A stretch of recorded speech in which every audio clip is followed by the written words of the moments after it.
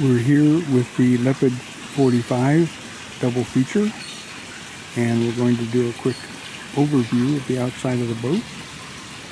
Starting here at the bow, we have the Code 0 strut and the furling wheel. This the control of the furling wheel has been taken to the helm so that you do not have to come out on the foredeck to furl the Code 0. Furthermore, the Code 0 from the factory was known to be not furling well. The bottom would turn and the top wouldn't. So we had the sail modified by a sail company that knew how to correct the problem. Coming back along the side of the boat, we see one of the most important features of double feature, which is the furling boom. This is something that most thought was not possible on the Leopard 45, but with the cooperation of Leisure Furl, the #1 furling boom company, we managed to do a very nice job of not only installing it, but making it very simple to use. This eliminates all the problems of the stack pack, namely the sail coming down and never completely going into the stack pack, and then having to go up on top of the cabin and stuff the sail in, straighten it out as best you can, and then zip it up. This is something that is a bit dangerous, and the furling boom completely eliminates that, as well as giving you infinite reefing and a much cleaner look to the boat. Coming further along the side, we see another very important safety feature, which is the continuous preventer. This is something, again, that was unknown until double feature. You can see the line I'm following here going down to the cabin top, and the connection is in the middle of the picture you can see here.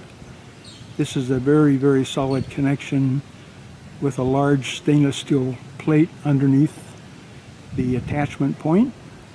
The attachment point, of course, is well sealed with rubber and silicone, as well as being very strong. The continuous preventer eliminates the problem of having to leave the helm or have somebody go on the outside of the boat and attach the preventer, then attach it to the sail up on the cabin top, and this would restrict the boom moving in one direction but not the other unless you attach two preventers. With the double continuous preventer that we've implemented here, the boom can be locked in any position, double locked from both directions. And it can all be done from the helm now for the first time. This was felt to be such an important innovation that there is a patent pending on it. So that is something that is a great breakthrough in terms of getting everything to be operated from the helm. Coming back further alongside the boat, you can see the helm is completely enclosed here. This is something that's important for colder situations, but also something that can add we have a roll down sun shield that makes it much cooler, coupled with the smiley face roll up isinglass that allows a breeze to go through, as well as blocking the sun. Further in the back of the boat, you can see the solar arch with the domes attached alongside. and also the relocated life raft with the quick release cradle that's underneath the cover. The covers are matched with the gray umbrella that the boat comes with, and you can also see here the lounge seats with their covers on them. In the back of the boat here you can see the cell phone and Wi-Fi booster attached to the back of the solar arch, as well as the other dome.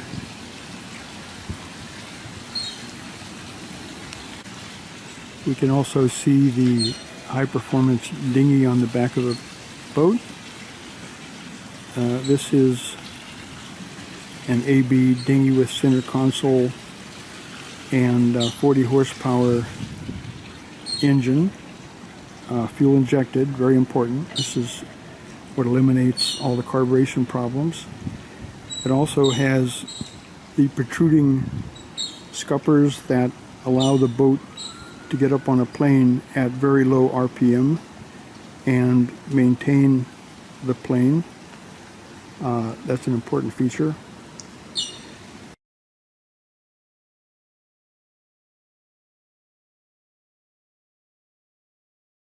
Moving into the interior here, we're at the control panel, and you can see the Ghost monitor, and here is the autopilot wireless remote.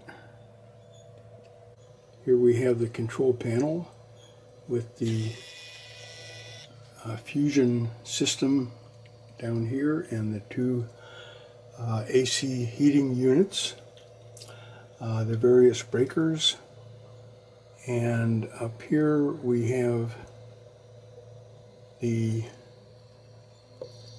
Vectron power monitor, which, if you can get close enough to it here, actually has an animated arrow showing which way the energy is flowing between all the major components.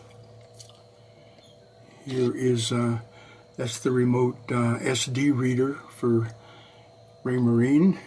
Here's the radio. Here is the Spectron, or the Spectra water maker control. And here is the Vectron battery monitor. Here we have the kVH control panel, which is connected to the communications dome, the phone. And here is the very high quality video screen that is in the salon, and below it you see the Bose soundbar, and note the very solid stainless steel bracket here.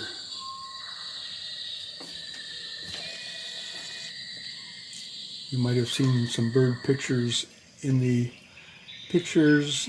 I like to show these because they have such brilliant colors and fine resolution.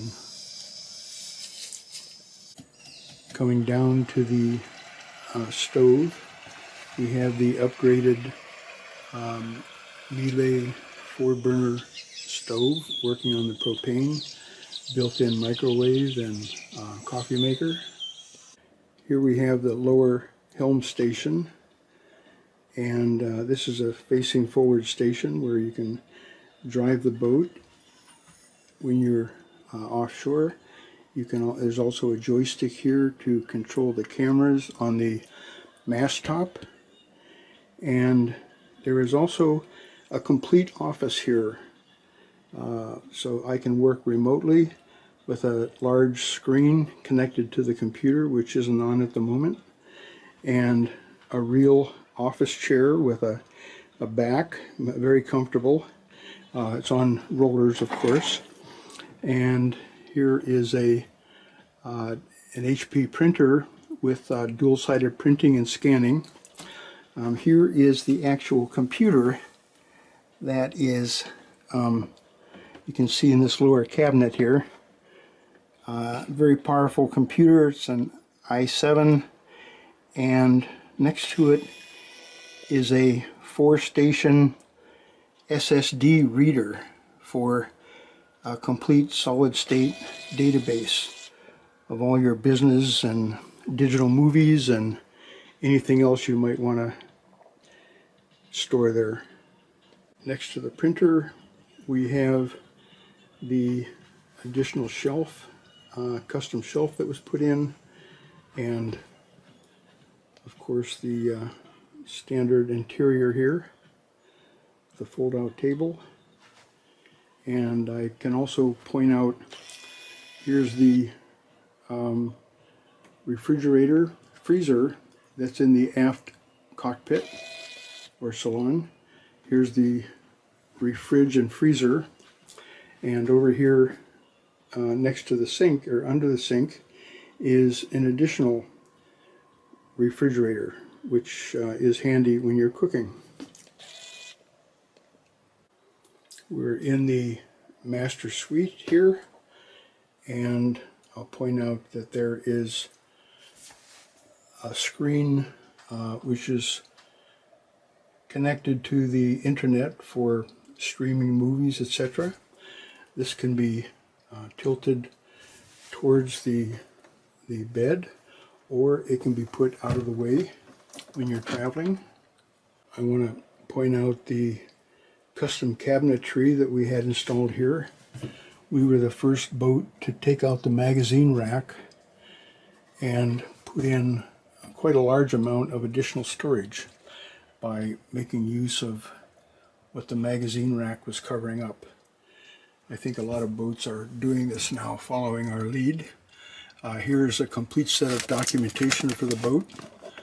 There's 5 books here with all the documentation completely indexed.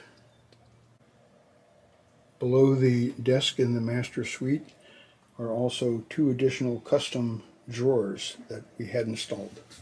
So there is quite a bit of extra storage here, as you can see.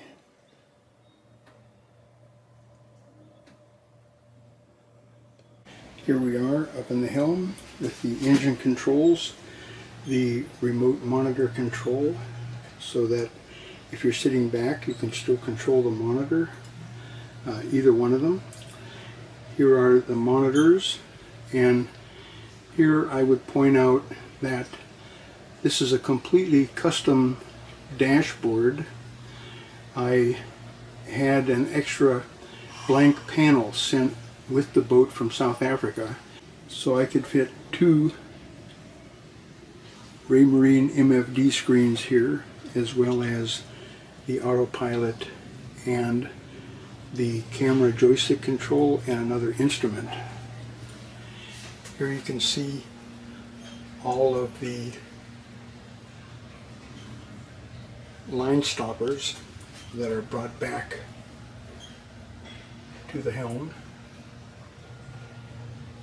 And again, the design goal here was to maintain the safety and convenience of being in the helm without ever having to leave. Here is the starboard engine room with the 45 horsepower Yanmar engines, and here you can see some of the additional electronics. You can see the additional Raycor filter, and down here you can see the custom partition that allows for extra storage here, and this is what was wasted space. Here's the port engine, very much the same, so I won't bore you with it.